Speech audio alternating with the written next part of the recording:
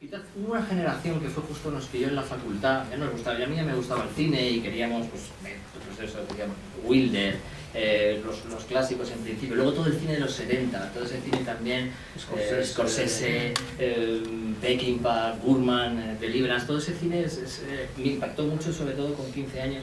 Luego hubo una generación de directores españoles, pues Medem, Alex de la Iglesia, nos pilló pues, justo en la facultad cuando queríamos hacer cine. Yo estudié periodismo en ciencias de la información y yo recuerdo, por ejemplo, haber visto Vacas y fue un impacto, esto se puede hacer aquí, o sea, fue muy sorprendente. Esa época era más, estábamos en un cine como mucho más, por lo menos a mí, era delicatessen, un cine muy visual, venía de Francia también algunas cosas, y de repente ver Vacas hecha en España, hecha por Medem, fue un impacto muy grande, ¿no? Se puede hacer cosas que rompían mucho con el cine español que venía hasta ese momento, y nos pilló generacionalmente en la facultad en ese momento y fue muy sorprendente. Esa generación en la que, por ejemplo, Alejandro Amenábar, que tiene mi edad, pero para mí es casi una generación casi anterior porque empezó muy temprano, cuando él estaba haciendo su peli, yo estaba haciendo mi corte. Y pues fue una generación que nos abrió mucho las puertas y nos metió en otro tipo de cine que nos enganchó mucho. No por renegar del cine anterior en absoluto, vamos, películas que nos encantan, pero generacionalmente fue una generación joven que tiró mucho de nosotros y sobre todo que abrió muchas puertas a los productores para leer guiones de directores noveles. Porque teníamos la sensación cuando estábamos en la facultad que era muy complicado, que había que hacer una cola muy larga haciendo meritoriajes, llevando cafés en los rodajes y que era muy complicado que un director novel entrase directamente en la producción, ¿no? Y toda esta generación abrió también los ojos de muchos productores que dijeron, de repente después de Amenábar todo el mundo quería un guion de un director novel, todo el mundo quería que fueras Amenábar, todo el mundo quería una tesis. Pero luego el problema es que tú no eres Amenábar, a lo mejor tú no haces esa película, pero por lo menos te ha abierto bastante. A mí fui periodismo porque me gustaba el periodismo, me gustaba escribir, me gustaba tener... De verdad es que estudié cine aparte en la escuela del TAI, que estaba por aquí cerquita, donde coincidimos mucho, Max Lenke, y luego gente que nos hemos encontrado en la profesión, y luego en la escuela de artes visuales 2 años. Pero pensé, de alguna manera, que la formación universitaria, pues no sé, tener también una formación un poco más amplia en historia, en otro tipo de actividades que sí me aportaran, ¿no? Y la carrera, la verdad es que fue coger lo que me interesó de aquí y de allí, lo que no, pues tardé años en acabarla, o sea, que fue algo que no. Pero también me aportó una cosa que me ha valido después y que me gusta mucho, que es una mirada de la parte periodística.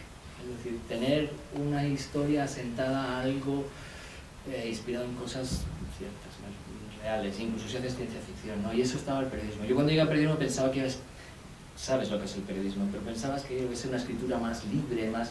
Y no es cierto, es decir, lo primero que llegabas allí era estar supeditado a la realidad y tener una disciplina con respecto a la realidad.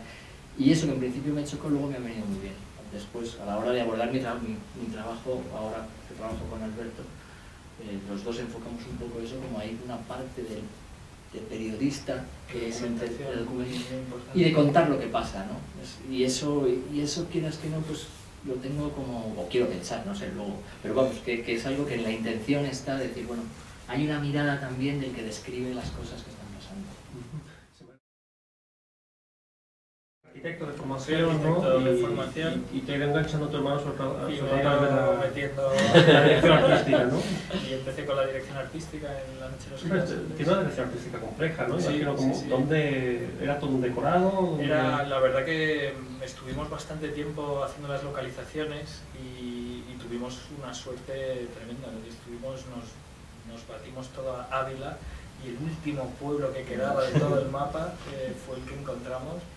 Y había un personaje de Lucio entrañable que si no nos llegara él a indicar el pueblo abandonado no lo hubiésemos encontrado, pero nos costó, pero bueno, una vez que ya encontramos el ecosistema, yo creo que la peli también, el guión se adaptaba mucho y encontramos el ecosistema perfecto. Bueno, fue un milagro, por todo esto. Yo es que con Alberto la participación siempre ha sido más, ¿no? Desde la hora de hablar de las películas, me iba a su casa al final de La Noche de los Girasoles, hablándolo en su casa, pues ¿por qué no hacemos así? Siempre ha sido una colaboración, como él trabajaba en arquitectura, no era tan formal como ahora, que directamente trabajamos los dos juntos, pero recuerdo que Alberto se dibujó la película entera, por ejemplo. O sea, estuvimos 3 meses dibujando, además como novatos, dibujamos en plano y contraplano, no hacíamos dibujo para cada cosa, es decir, que al final acabamos con 1500 dibujos, dos clasificadores, con toda la película dibujada. De la manera que luego él, cuando se iba a hacer la dirección de arte, sabía cómo funcionaba la película. O sea, Claro, se construyeron todos los decorados en función de los planos que se iban a rodar, lo cual pues, de esa manera optimizábamos el presupuesto que teníamos para que fuera completo. Y el director de producción ahí me decía, pero ¿te vale con eso? Sí, eso va así. Pues así trabajaba Hitchcock. Sí, ahí, bueno, ahí la formación hitchcockiana que te decía, pues salió un poco. Y lo que nos pasó con el storyboard, que era muy curioso, es que, claro, nosotros dibujamos la película antes de localizar. Es un riesgo enorme, es decir, habíamos escrito un guión y habíamos, uno de los planteamientos era que había un pueblo donde que estaba todo destruido, una casa que estaba en pie y una casa que tenía una salida a unos huertos donde sucedía la secuencia de amor. Eso tenía que ser así por puesta de escena porque venía así en el guión. Ya era complicado de por sí encontrar un pueblo abandonado que reuniera en condiciones básicas para hacer. Sí, porque vivíamos un poco oeste, también estuvimos en el Pirineo, pero era una naturaleza mucho más desbordante y buscábamos algo un poquito más seco, más hierro. Más duro, o sea, un paisaje más duro. Y no era fácil encontrar un pueblo abandonado de esas características. Pero lo que fue que dice Alberto con una suerte inmensa es que llegamos y de los últimos pueblos abandonados que encontramos el Cabezuelo, por cierto, donde estaba este señor, Lucio, que le dijimos, ¿dónde? Ah, sí, ahí arriba. Cuando nos fuimos, vamos a hacer una peli. Sí, ya. Luego cuando vi aparecer todos los camiones ahí, el tío se quedó, fue un personaje importante. Estuvo trabajando en el equipo. Y lo curioso es que cuando vimos aquello nos quedamos impactados, porque teníamos el storyboard y tenemos fotos que puestas al lado del storyboard y no puede ser, es esto. O sea, ya es difícil encontrar una localización que se ajuste a lo que has dibujado. Y tuvimos una suerte inmensa. Y sobre todo lo que fue muy complicado fue financiar la película. Es decir, es una película que en principio se iba a hacer solo en España y de repente no hubo manera y se buscó una participación internacional. Pero claro, yo no había hecho absolutamente nada, 2 cortos, es muy difícil levantar una película para un director novel, que el único aval que tiene es un guión escrito. Y había que encontrar dinero fuera, encontramos un coproductor francés, encontramos un coproductor portugués, ambos entraron por el guión, porque no había otra carta que nos pudiera avalar, y aún así no fue suficiente. Lo que determinó que la financiación se acabara de entrar fue Canal Arte Francia, que no había hasta entonces entrado en producción ninguna película española. Y nada, yo creo que lo que fue el guión lo que conseguimos que nos llevara a conseguir la financiación. Y en esos, fueron 3 años. En 3 años, si no hay tiempo para hacer un buen reparto y pensarlo, pues imagínate. Entonces el primero que estaba en el proyecto fue Carmelo desde el principio y de alguna manera pues tuvimos evidentemente mucho tiempo para ir pensando, y en estos proyectos lo que pasa cuando al final los ves y dices que no me imagino otro personaje en otro papel, el proyecto va rechazando y aceptando casi por sí solo y eso pasó. Hubo actores que se comprometieron y luego pensamos que no eran los adecuados y no pudieron estar, y otros que se fueron incorporando más tarde, y bueno, fue un proceso muy largo porque siempre tienes que depender de que este actor no tenga otra película en ese momento. Entonces si tienes unas fechas precisas es más fácil, pero si esto se va demorando, le abrirlo mucho tiempo, fue complicado. Pero al final todo el mundo estaba muy enganchado con el guión, porque es muy agradecido para los actores, porque al ser un personaje protagonista cada una de las partes es una suma de 6 protagonistas, no es un principal y muchos secundarios, sino que es muy coral, pero coral también en el sentido de que uno tiene todo el peso, es decir, no es que se diluya, sino que en cada parte es un protagonista absoluto. Amadeo la suya, Vicente la suya, de cada uno tiene su momento. Entonces eso era muy jugoso para los actores y los tuvimos siempre como muy enganchados, con ganas de hacerla, ¿no? Y aguantaron muchos, sacrificaron más de un proyecto por estar ahí enganchados.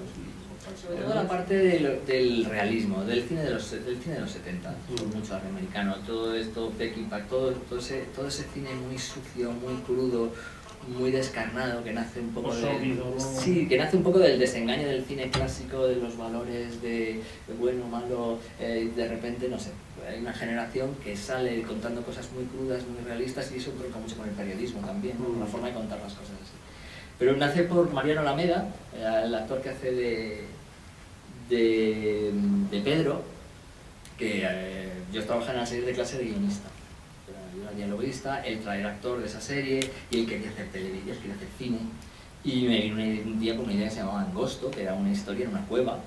Entonces eran unos espeleólogos y resulta que el jefe de los espeleólogos se los iba cargando a todos. Entonces planteaba hacer una película de 1 hora y media en una cueva. Y entonces, pues un Scream, una película más de género, pero más a la americana que se llevaba en ese momento. Y dije, mira, es que es muy duro hacer una película en la cueva, no me apetecía mucho meterme en algo así. Y nada, sobre el modelo de este cine de los 70, Deliverance, sobre todo una película que tenía muy en mente. Yo, si hago cine rural me gustaría hacer algo como Los Santos Inocentes, ojalá, imposible, es una obra maestra, pero muy también en la línea de Deliverance, esa idea de... Y sobre eso trabajé con Mariano un poco sobre el guión y en principio no salió nada, y luego ya trabajando yo solo encontré la estructura de un guión anterior que había hecho, esa idea de que un protagonista se convierte en secundario en la historia siguiente y sucesivamente, ¿no? Me gustaba mucho ese juego de estructura, y sobre esa idea, que era coger pues, los arquetipos del género, el asesino, el falso culpable, el policía corrupto, o sea, un poco arquetipos del género, coger a cada uno de ellos y darle un antes y un después del encuentro con la historia principal. Y sobre ese esquema pues se montó un poco todo. Digo, pasé por casa de Alberto y estuvimos dándole vueltas a cómo acabar de cerrarlo, porque yo no escribo nada, de hecho no escribimos nada hasta que no lo tenemos todo hablado y pensado, y un poco sobre eso salió. Insisto, yo estaba en salir de clase, entonces mi semana libre la dedicaba a escribir. No era solamente por el atractivo de la estructura, es que si no se contaba así no se podía contar. Quiero decir, imagínate, si lo contamos linealmente, lo que pasa, y si piensas en todos los personajes, realmente la película no arrancaría hasta la hora de película. Porque tendríamos, si sumamos todos los antecedentes de cada uno de ellos y los contamos primero, y empezamos a contar, este llega, el otro no sé qué, y vas sumando todo eso, no pasa realmente nada hasta la hora de película. Entonces era imposible poder contar los antecedentes de cada uno de los personajes y luego las consecuencias, porque lo que sucede, cronológicamente, sucede a mitad de película. El detonante, si pensamos en la estructura de guión, el primer acto, que es como un cuarto de la película, 20 minutos, 30 minutos, tiene que hacer arrancar la película. Tiene que suceder algo que genere un conflicto que luego se tiene que desarrollar más adelante. Si no fragmentábamos esa narración, eso sucedía pasada la mitad de la película. Y entonces nos tiraríamos una hora esperando a ver qué narices me va a contar este señor y no engancharía. Entonces, al plantear la necesidad de contarlo el antes y el después como intención de la película, de alguna manera nos obligaba a estructurarlo así. No, ese es el problema. A mí me cuesta muchísimo generar. De hecho, ahora que Alberto está más dedicado, he dejado un poco más la arquitectura y que estamos los dos un poco asociados, nos cuesta mucho menos. Entre los dos generamos ideas y proyectos, muchas suyas. Otras se me ocurren a mí, a veces no sabemos a quién se nos ocurre, pero el camino al no hacerlo solo es mucho más inmediato, porque trabajamos más al día. Cuando lo llevas tú solo es muy complicado, y sobre todo tienes que complementar con una actividad secundaria, porque evidentemente lo que te mata son los tiempos entre película y película. Si tardas 5 años entre película y película, y una película directa, evidentemente podéis imaginar que uno no se forra, sino que casi la haces casi por nada. Es muy complicado comer, o sea, vivir de eso. Y entonces, digamos que los dos funcionamos muy bien, podemos generar más historias, a raíz sobre todo de Crematorio. Es verdad además que si la primera película te sale bien, lo que te planteas es, ¿y qué cuento yo ahora? Y a ver, y a estos señores ahora que les... Claro, y la segunda película impone mucho. Si la primera, como pasó, tuvo buenas críticas, salió fuera y demás, y se tardó. Tardé un poco en asimilar lo que estaba pasando, Venecia, todo eso, qué quería hacer, tardé mucho tiempo en saber lo que quería hacer. Empezamos un proyecto de una película más seria con Fernando Bobaira sobre África, y fue muy complicado. Tardé 1 año y pico en empezar a plantearme eso, luego seguí con Alberto y aún así en 1 año y medio fue complicado saberlo. Y entonces entró Renato. Es una novela de Rafael Chirves. Fernando vio mi atasco y me dijo, mira esto. Y dije, no. Y enseguida vi todo el juego que se podía. Enseguida, por supuesto, pensé en Alberto, que además es arquitecto, y era como juntar el hambre con las ganas de comer. Somos apasionados de las series americanas, tipo Los Soprano, de todo ese tipo de serie que se ha convertido en narración larga. O sea, es decir, en ese cine que desarrolla de una forma como una novela. Se acerca más a la novela que el cine, que la película, que tiene un metraje más cercano del cuento, de la narración corta, y que yo creo que una película en que puedes ahondar más se parece más a una novela o a una serie, ¿no? Y se cruzó la novela, vimos que había una posibilidad, Alberto además es arquitecto, mi padre es arquitecto, y había ahí un mundo que no nos era ajeno, y yo que estaba loco además por intentar traerme a Alberto al cine, y fue una gozada, la verdad, escribir todo aquello, pasamos 1 año y medio escribiendo, y la verdad es que para mí Crematorio es como un proyecto de más que una película, o sea que fueron 2 años de trabajo con unas exigencias y un nivel... Con una libertad creativa por parte de la academia. Pero sí lo que intentamos es que todo lo que está en la serie correspondiese, o sea, todos los diálogos que hay en la serie sí que realmente pudiesen verse reflejados en los personajes que hay en la novela. O sea, realmente las tramas solo están apuntadas en la novela, pero cómo habla Rubén Bertomeu en la novela y cómo habla Rubén Bertomeu en la serie, yo creo que claro, la gente que haya leído la novela y visto la serie verá que forma un solo cuerpo. Claro, tú puedes leer la novela y ver después la serie, o ver primero la serie y no pasa nada, porque no destripa nada de nada, es como si hubiéramos hecho un spin-off de la novela. Cogemos los personajes y a partir de ahí cogimos documentación, caso Malaya, caso Gürtel, cogimos todos los casos de corrupción, los estudiamos y generamos una trama sobre la que colocamos los personajes de Chile. Muchas veces a los actores, para estudiar ese personaje, les damos directamente la novela y decimos, es esto, es un manual de uso, están aquí.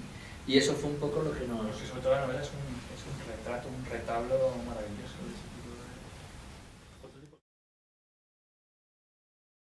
En Nuestros Creadores, fue con Gelia Paladejo como directora de casting, con Rosa Morales en Crematorio. Hay un trabajo del director de casting, proponer, buscar por supuesto lo que más funciona. No, por ejemplo, yo digo que de la dirección de actores el 75% de la dirección de actores está en la elección del actor. Un actor que está bien elegido, a veces no por las razones que uno piensa, pero por ejemplo pensábamos en el vendedor de aspiradoras, o en el caso de Crematorio el personaje de Zarrategui, que es el abogado. Una buena elección no es solamente que le vaya al personaje, a lo mejor es coger una idea y llevarla a la contra, ¿no? Por ejemplo, hacer un asesino en serie ser un actor de comedia, por ejemplo. O en el caso de Zarrategui, que es Pau Durá, es un actor que se le conoce mucho por comedia, ¿no? Y sobre todo en Cataluña, en la televisión catalana, había hecho 7 vidas, ha hecho personajes también serios, pero coger un personaje de comedia y llevarle a hacer un papel como el del abogado, que tiene un punto... Le da un punto especial. A lo mejor a veces no vas a patatas, sino que coges un actor y el hecho de elegirlo ahí le está dando ya de por sí un matiz al personaje. Y luego pues es, sobre todo, en nuestro caso, en ese momento, cuando estaba tenía ya ser el que ha escrito el guión a la hora de elegir actores, lo que hace es que la dirección de actores, como la planificación, es una reescritura del guión. Todo el proceso de hacer una película no deja de ser un escribir y reescribir, y cada paso es una reescritura, y la dirección es una reescritura, el montaje es una reescritura, y hasta el final, ¿no? Y en la dirección de actores pues es simplemente tener un guión muy claro, tener muy claro hacia dónde va cada uno de los personajes, y yo en ese caso me gusta, me involucro mucho, me gusta conectar si puedo con ellos y establecer de alguna manera un vínculo. Con Pepe pasó con Carmelo, en el que un vínculo emocional, en el que transmites el máximo con el mínimo y al final la dirección acaba siendo muy sencilla, ¿no? Él confía en ti, entiende que él sabe que tú sabes dónde vas, y es una relación de confianza que, bueno, en este caso es, yo sé por qué lo he escrito, confía en mí y es cómo lo hacemos, ¿no? Llegar al set y decir, bueno, esto cómo lo hacemos, mira, yo lo veo así, vamos a ir por aquí.